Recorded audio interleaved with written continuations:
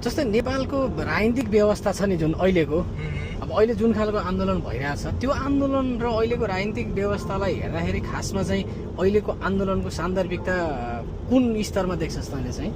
यो अहिलेको यो अहिले अलि बेला भएन जुन अहिले आन्दोलन भइरहेछ नि, यो अलि टाइम पुगिरहेको छैन क्या। किन भन्दा हिजो बिहान हामीले भनौँ न हामीले चाहिँ हाम्रो जुन हाम्रो एज छ नि, हाम्रो जेनेरेसनले चाहिँ राजतन्त्र पनि हल्का देखेको हो होइन, भोगेको हो। हाम्रोभन्दा अगाडिको हाम्रो बाबुहरूले त अब सबै कुरा भोगेको हो, दुःख सुख सबै कुरा भोगिसक्नु भयो। तर हामीले चाहिँ राजतन्त्र हल्का देखेको, त्यो राजतन्त्र चाहिँ ठिक छैन भनेर हाम्रो बाबाहरूको पुस्ताले राजतन्त्रलाई फालिसकेपछि यो पुस्ताले त यो अहिलेको गणतन्त्र देखेको त बल्ल तेरो 16, 20, 18, 20 त्यस्तै वर्ष त भयो नि। अनि यो बिचमा त कति विकास गर्ने होइन, एउटा कसरी विकास गर्ने भन्ने कुराहरू त एउटा गोरेटो पनि बनाउन सकिरहेको छैन क्या। त्यो कुरा यो अलि हतार भयो कि जस्तो मलाई लाग्छ क्या। अझै केही समय एटलिस्ट अझ 20 वर्ष चाहिँ हेरेर 20 वर्षसम्म पनि यस्तै स्थिति आयो भने बल्ल ठिक छैन, ल यसलाई हटाउनु पर्छ भन्नेतिर लाग्नु पर्ने हो। यो चाहिँ अलिक छिटो भयो जस्तो मलाई लाग्छ। जस्तै एउटा कुरा त थियो, अनि अर्को कुरा चाहिँ के हुन्छ, जस्तै हिजो विकासको दर थियो नि 2064-65 को आसपास भनौँ न, 63-64 को आसपासमा नेपालमा भएको टेक्नोलोजीको विकास, जस्तै दूरसञ्चारको कुरा, सडक सञ्जालको कुरा होइन, पोलिटिकल हिसाबले अब राजनीतिक व्यवस्थाको कुरा, यी चिजहरू जसरी जुन रफ्तारमा परिवर्तन भयो नि, जस्तै नेपाल राजतन्त्रात्मक व्यवस्थाबाट गणतन्त्रात्मक व्यवस्था भयो होइन। अब दूरसञ्चारहरू लगभग नेपालका सबै ठाउँहरूमा अब नेटवर्किङको पुगिसक्यो, लगभग धेरै मान्छेहरूको हातमा मोबाइल पुग्यो, सञ्चारको सेवा पुग्यो होइन। सडक सञ्जालको कुरा हिजो त्यो दरबारियाहरूको पालामा जुन गतिमा रोकिएको थियो त्यो गतिबाट धेरै उच्च तहमा माथि उठेर पुग्यो होइन। राजतन्त्रको हिसाबमा चाहिँ अहिले चाहिँ छोटो समयमा धेरै विकास भएको छ। हो, त्यो तुलनामा चाहिँ अहिले धेरै विकास भएको छ। 18 वर्षको यति वर्षमा यति विकास भयो भनेर कसरी बहस गर्छ भने गणतन्त्र आएको पनि त बल्ल 18 वर्ष भयो। 18 वर्षमा त कति विकास भएको छ हेरौँ न त। त्यो गतिमा विकास हुँदै जाने हो नि त। जुन राजतन्त्रको एउटा पिरियड थियो नि, त्यो पिरियडसम्म गणतन्त्र हुने त कति विकास हुन्छ त्यसमा त कुनै शङ्का छैन। तर जनताहरूलाई चाहिँ एउटा के भइरहेको छ देशमा, के राइट हो के रङ हो, कसले के गर्न खोजिरहेको हो भन्ने कुरा अलिकति नलेज भएन क्या। मेन कुरा त्यो नलेजै छैन। एउटा नेतालाई गाली गरिदिएपछि सकियो क्या। त्यो नलेजको कुरा गरिरहेछौँ नि अहिले, त्यो नलेज चाहिँ पोलिटिकल पार्टीहरूले पुर्याउन नसक्या हो कि हाम्रो भनौँ न संविधानमा त प्रशस्त व्यवस्थाहरू गरिएको छ नि त, जनताको अधिकारको कुरा गरिएको छ, सार्वभौमिकताको कुरा गरिएको छ, अनि त्यसपछि भनौँ न सूचनाका हकका कुराहरू गरिएको छ। संविधानले हरेक नागरिकलाई आफ्नो पहुँच प्रयोग गर्न पाउने व्यवस्था गरेको छ। त्यो गर्दा गर्दै पनि आम नागरिकहरूमा अहिले गणतान्त्रिक व्यवस्थाप्रति भनौँ न आम नागरिकमा नभए पनि एउटा पङ्क्ति त सडकमा निस्किरहेछ नि त अहिले। त्यो पङ्क्ति सडक गणतन्त्रात्मक व्यवस्थाको विरुद्ध सडकमा निस्किनको केही न केही रिजन त होला नि त। नबुझेर हो क्या यो कुराहरू। बुझ्ने मान्छेहरू निस्किँदैन क्या, जो बुझ्दैन उनीहरूलाई इच्छा नै छैन क्या। इच्छा शक्ति हुनु पर्यो नि आफूलाई यो के हो होइन। राजतन्त्र आएर के हुन्छ, राजतन्त्र आइसकेपछि के हुन्छ, हिजो राजतन्त्र हुँदाखेरि के थियो भन्ने कुरा नलेजै छैन क्या। त्यो मान्छेहरू चाहिँ हावाको तालमा चाहिँ एउटाले चाहिँ भ्रम फैलाइदिएर त्यही भ्रमको पछाडि कुदिरहेको हो होइन। नत्र बुझ्ने मान्छेहरू डेफिनेटली गणतन्त्रलाई नै ठिक छ भन्छ। जस्तोलाई कहीँ न कहीँ हामीले शासन व्यवस्था अथवा नेपालमा शासन व्यवस्था लोकतान्त्रिक गणतन्त्रात्मक व्यवस्था हुँदै गर्ने बेलामा व्यवस्थाको बारेमा पोलिटिकल पार्टीहरूले प्रचार गर्न नसकेको अथवा त्यो लेभलसम्म यो व्यवस्था चाहिँ यो कारणले बेस्ट हो भन्ने कुरा पुर्याउन नसकेको लाग्छ लाग्दैन? यस्तो अझै पनि अब पनि हामी कहिलेसम्म चाहिँ नेपाली जनतालाई होइन र नेपाली जनताले जहिलेसुकै कि राजनीति नै मात्र सिक्ने हो र भने क्या होइन। राजनीति त एउटा हुन्छ नि, पोलिटिसियनहरूले चाहिँ राजनीति गर्ने हो र उनीहरूले चाहिँ सही कुराहरूलाई चाहिँ अगाडि बढाउने हो।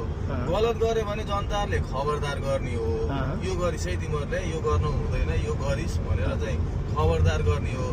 र नेताहरू चाहिँ यो जनताहरूले यो कुरा मन पार्दैन भनेर सोचिनु पर्ने हो। हाम्रो देशमा के भइदियो भने जनतालाई नेताको मतलब छैन, नेतालाई जनताको मतलब छैन। नेताले पायो भने नेतैले पेल्ने, जनताले पायो भने जनताले पेल्ने, त्यस्तो अवस्था छ। त्यो भएको हुनाले यो समस्या जुन अहिलेको छ नि नेपालको, केही अगाडि विकासको कुराहरू अगाडि बढ्नै नसक्नु भन्ने पनि छैन। विकास भएको छ, पहिलाभन्दा धेरै विकास भएको छ। बाटोहरू हेरौँ होइन, गाउँघरका हिजो बिहान चाहिँ बिजुली थिएन, केही थिएन, अहिले सबै ठाउँमा स्वास्थ्य संस्थाहरू हाम्रो जिल्लाको हिसाबमा है, पर्वत जिल्लामा चाहिँ एभ्री वार्डमा चाहिँ बिजुली गएको छ, बाटो गएको छ। अब अहिले पिच हुने प्रक्रियामा छ सबै होइन। अरू जिल्लाको कुरा त अब मलाई खासै थाहा भएन, तर त हाम्रो पर्वत जिल्ला पनि धेरै विकट हो पहिला।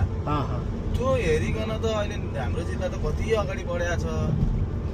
विकासको कुरा, समृद्धिको कुरा, कानुनी कुराहरू, यावत कुराहरू राजनीतिक विषयमा चाहिँ जनताको बिचमा सचेतना नफैलिएको हो कि अथवा जनताको बिचमा पुर्याउन नसक्या हो कि जनताले त्यो कुरालाई सही तरिकाले चाहिँ भनौँ न मनन गर्न नसक्या हो कि अन्त कहीँ न कहीँ यो भनौँ न अहिले गणतान्त्रिक व्यवस्थाप्रति असन्तुष्ट पैदा हुँदै गर्ने बेलामा त्यो विकासलाई महसुस गर्न नसक्या हो कि केही न केही रिजन त हुन्छ होला नि त यो भित्र पनि।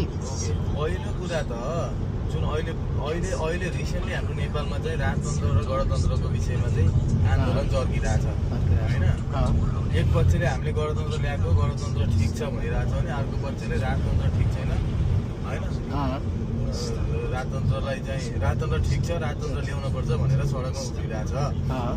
यो चाहिँ के गर्नु पर्छ जस्तो लाग्छ भन्दा स्कुल लेभलमा कक्षा 6-7 देखि कुनै एउटा बुकमा चाहिँ राजतन्त्रले हिजो बिहान गरेका जुन नराम्रा कामहरू हुन् नि, राजतन्त्र हुँदाखेरि यस्तो अवस्था थियो देशमा, यस्तो गरे हो, अब हत्या, अब के हत्याको आरोप लागेको छ, यो यसरी हत्या विविध हत्याकाण्डहरू, दरबार हत्याकाण्डदेखि लिएर यावत 6 कक्षामा एउटा, 7 कक्षामा एउटा, 8 कक्षामा एउटा, 9 कक्षामा एउटा, 10 कक्षामा एउटा, एकुन्टा बुकमा एउटा पाठहरू राखेर चाहिँ बच्चाहरूलाई चाहिँ सूचीकृत गर्ने हो भने पनि अलिकति यस्तो रहेछ भनेर एउटा बुझ्न पाउँथे जस्तो लाग्छ क्या। त्यो अबसम्म गरे आएन, तर अब त्यो गर्यो भने पनि त्यो बेटर हुन्छ जस्तो लाग्छ।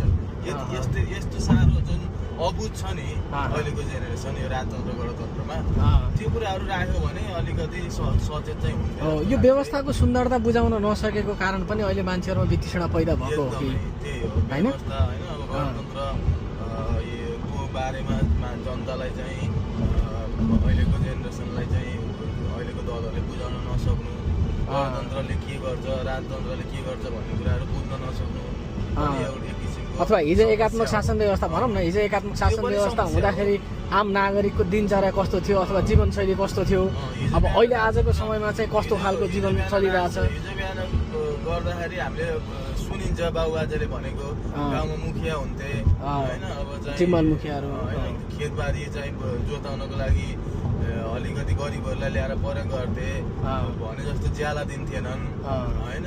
एक छाक भात, एक सुर्की चियामा चाहिँ पुरै काम गराएर चाहिँ उनीहरूले पैसा कुम्लाउँथे होइन, हेप्थे। त्यो अवस्था हिजो थियो, अहिले त त्यो अवस्था छैन। मान्छेहरू सबै चाहिँ जान्ने भएका छन्, बुझ्ने भएका छन्। त्यो हिसाबले हेऱ्यो भने राजतन्त्रभन्दा गणतन्त्र नै ठिक छ होइन।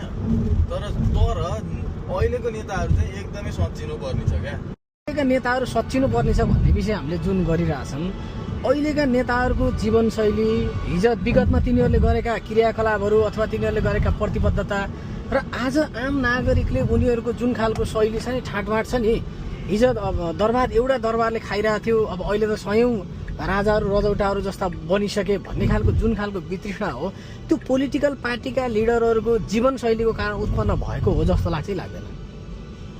एक्ज्याक्टली हो नि, त्यो त शङ्कै छैन नि। त्यसो भएदेखि उनीहरू सुध्रिन पर्ने चिज चाहिँ के कुरामा हो त नि? जस्तै पोलिटिकल पार्टीका नेताहरू सुध्रिन पर्ने कुराहरू के हुन सक्छ?